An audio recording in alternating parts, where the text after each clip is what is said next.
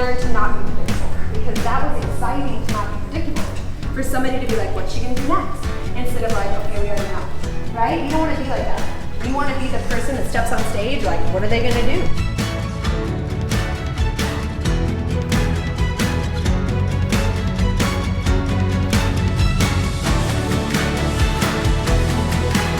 Typical day at dance camp.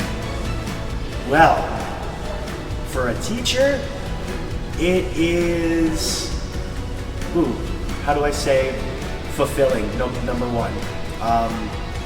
Seeing the dancers do their thing, grow day after day, I think that's the best part, is that we get them for multiple days. It's not like a convention where you just go, you do the choreography, they get it, they don't, you gotta move on. But here, you get a chance to keep building and building, working, cleaning, doing it. So by the end of day 3, day 4 this year for me, everybody feels comfortable and confident. And for me, I think it's that journey of really trying to look at the dancers, who needs the help over here, who needs the help over there, and just make everybody feel included. We're about community.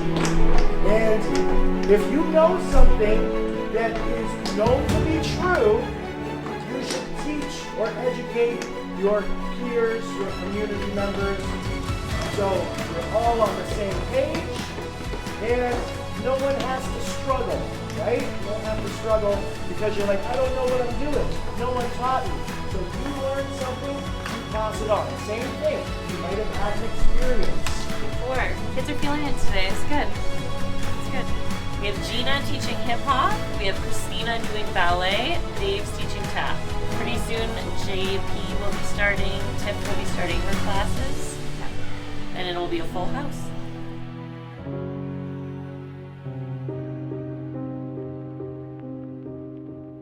So with these kids, I'm trying to just reinforce basically what they've heard all year and what we've worked on in other years. So technique, posture, alignment, turnout, basically all the fundamental parts of ballet that is out there. Although as you grow, as you get older, you learn more about yourself. So I kind of work with the age groups that we have. So I think when you come in, it was the seniors and the intermediates. So they have a really good understanding of who they are now and where they are in their technique. So I'm just trying to get them to understand that they can trust in it and they can build on it and they can perform in it and allow their body to actually just do what they've been training to do. And sometimes it's scary because you're focusing on how hard you have to work, but really it's a matter of just letting go and allowing yourself to, well, it sounds kind of cliche, but to dance.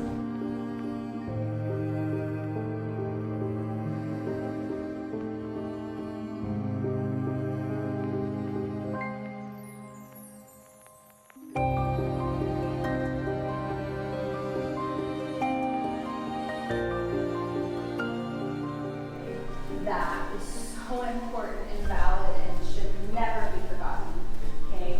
Because that's really what takes you through and carries you on into the next thing. It's a feeling, right? It's not just going through the motion. You gotta have the heart. You gotta have that with it, okay? Thank you guys so much. Thank you.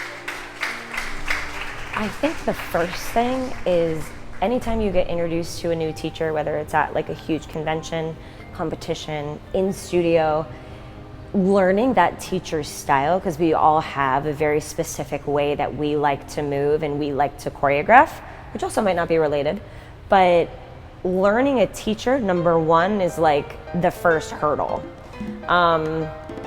It's also how do you get the students to like meet you and stay present in the middle of like, this is so new. I'm nervous to meet you and you're nervous to meet me. You have no idea what I'm gonna do. I have no idea what you're gonna do. So how do we keep each other vulnerable and present to find each other in that middle ground? And I feel like that is what is the sweet spot of like meeting a choreographer for the first time, to kind of like meet vulnerability with vulnerability so that we can all speak the same language. Another thing that I find is in a more advanced dancer, sometimes they're almost afraid to like really shine if they might be in a room with people that their abilities are not as great as theirs.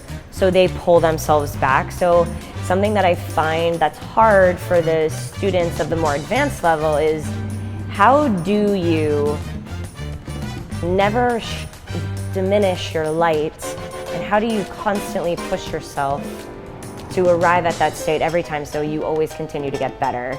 And vice versa. If I was always the younger dancer in my rooms of like growing up at the studio, so how as a younger dancer do I stay honest with what I need to work on and be inspired by what the more advanced level dancer is trying to accomplish as well? But how do I stay grounded to my own journey in order to make that happen? And I find that that's the first like real mental hurdle that goes on when meeting a new teacher for the first time, or really at any age. Really at any age, like that's the first hurdle.